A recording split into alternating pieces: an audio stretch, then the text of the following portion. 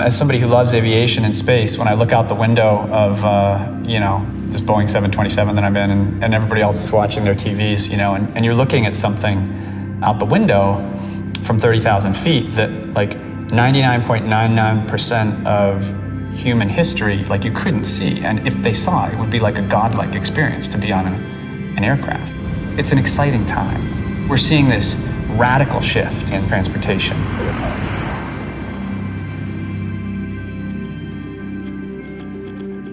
The future is not always clear when the technology first arrives. I see a future where the machines that people move around in are available to far more people than they are today. I think it's really important to think of the future on how we do mobility and maintain that face-to-face interaction. You want the technologies that we're creating to be tools that help people. I'm the most optimistic that I've ever been in my whole life based upon my experience with a car. This is the time when we can go down in history. These guys are going to be pioneers. Changes to our mobility are coming, but does this mean we have to give up the things we love in order to get wherever we want to go? This is the golden age of automobiles as far as I'm concerned, because what's happening is that you can go buy a car that has zero emissions, or you can go out and you can still build, a combustion engine like this. At the end of the day, this is a ridiculous looking car. I mean, is it cool? Yeah. Is it fun? Yeah. But at the end of the day, it's ridiculous. Because we're in this sort of once-in-a-lifetime transition from gas to electric, I'm suddenly becoming interested in cars again. Now the car is, it's part of the energy grid. It's part of the home. I think now with how we're so connected, that's taking the load off the automobile a bit. That means they'll be using a multimodal mix of things. They'll be using cars, and they'll be using their feet, and they'll be using bikes and public transit, and they'll be moving in a much more fluid way among those modes. It's a ton of little amazing solutions, but the most important part is that you need to be able to efficiently choose the one that fits the task at hand. In my future world, this is about combinations of different things and managing the transitions, right? And the whole journey that is seamless and experiential. One very interesting concept would be vehicles that are shared.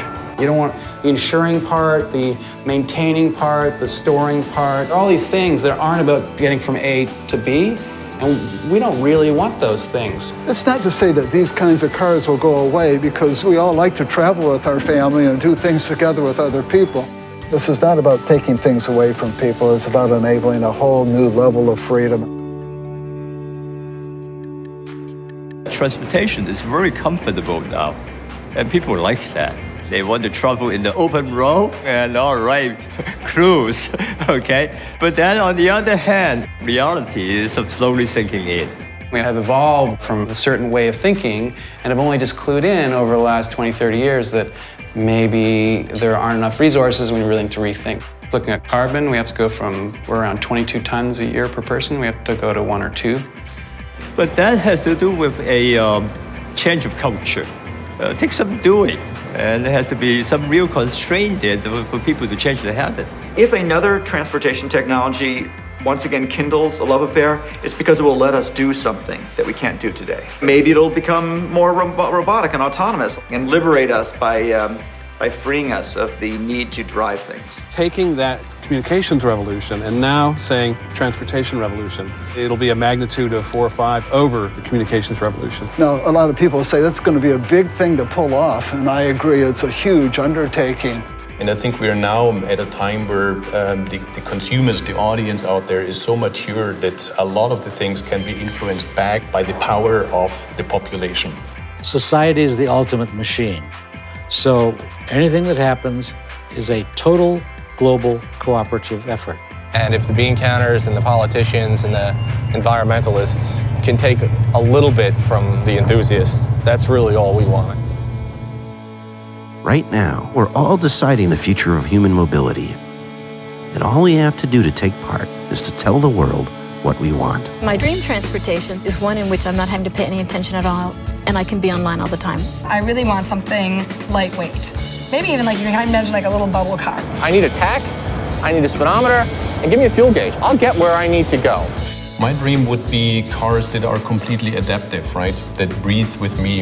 If I need a function, I can have it on demand. Taking the car through magnetic suspension, it'll drive onto this and it'll move itself. It's got to have a rocket in it. As long as it has a rocket in it, I'm good with it. If I could have anything, I think teleportation is probably the most efficient and the most fantastic thing that any of us could ever want. How individual mobility ties into mass mobility and all of these aspects. It's very much about creating options.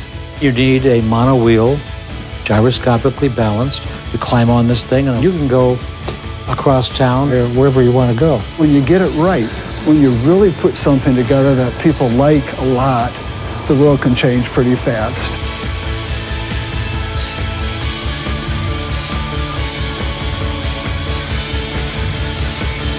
It offers hope that we can take a better road than what we've been driving.